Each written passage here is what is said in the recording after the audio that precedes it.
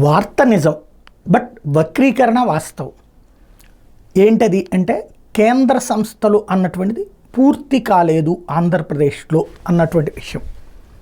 అది జగన్ మీదకి తోసేద్దాం అన్నటువంటి రూట్లో ఈనాడు రాసుకొచ్చింది. కానీ అసలు పాయింట్ 2 అంశాల దగ్గర తప్పు చేసింది.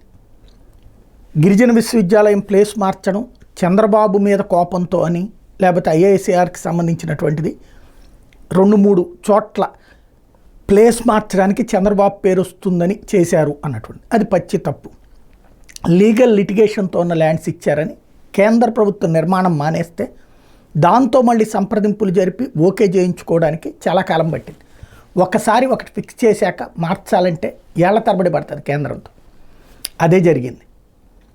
ఇప్పుడు చంద్రబాబు ఫీల్ అయిపోతారు, లేకపోతే చంద్రబాబు దాన్ని ఫీల్ అవుతారు అనుకుంటే ఎయిమ్స్ ఉంది ఫర్ ఎగ్జాంపుల్. మరి చంద్రబాబు గారి టైంలో ప్రారంభించిందే కదా, అవ్వలేదు కదా. అప్పుడు జగన్ వచ్చాక పూర్తి చేశారు కదా. ఇప్పటికీ మళ్ళీ నీళ్ళకి సంబంధించిన సమస్యను చంద్రబాబు గారు పూర్తి చేస్తున్నారు కదా. అసలు ఆ క్రెడిట్ ఎవరికి వెళ్ళాలా? కేంద్ర ప్రభుత్వానికి వెళ్ళాలి, లేదా ఎవరికి వెళ్ళాలా? ఆ రోజున విభజన చట్టంలో తీసుకొచ్చినట్టు కాంగ్రెస్ పార్టీకి వెళ్ళాలి. కాబట్టి ఇందులో క్రెడిట్లు లేకపోతే కనుక డెబిట్లు అన్నటువంటిది కాన్సెప్ట్ ఏం కాదు. బేసిక్గా కేంద్ర సంస్థల నిర్వహణ అన్నటువంటిది వేగం ఉండదు. దాన్ని రాష్ట్ర ప్రభుత్వం అడిగినా మేము చూసుకుంటాం అంటది. సహజ సిద్ధం. రాష్ట్ర ప్రభుత్వం చూపెట్టాల్సిందల్లా భూమి.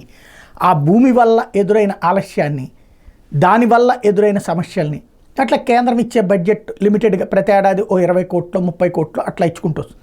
దాంతో చాలవు అవి. ఎప్పటికప్పుడు ఎస్టిమేషన్స్ పెరుగుతూనే ఉంటాయి. వాటి విషయంలో చంద్రబాబు గారు చొరవ తీసుకోగలరు, లోకేష్ గారు కూడా చొరవ తీసుకోగలరు.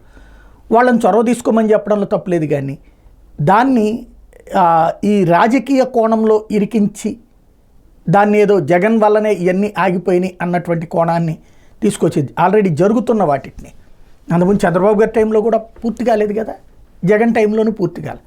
ఇప్పుడు పూర్తి అవడానికి అవకాశం ఉంది, ఎందుకంటే టైం ఇంత ఉంది కాబట్టి. ఈవెన్ గిరిజన విశ్వవిద్యాలయం ఇవన్నీ పూర్తి చేయడం అన్నటువంటిది కూడా అందులో భాగం.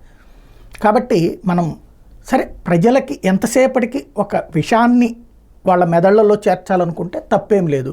బట్ వాస్తవాలు కనీసం అప్పుడప్పుడన్నా మీడియాగా రాస్తే బాగుంటుంది.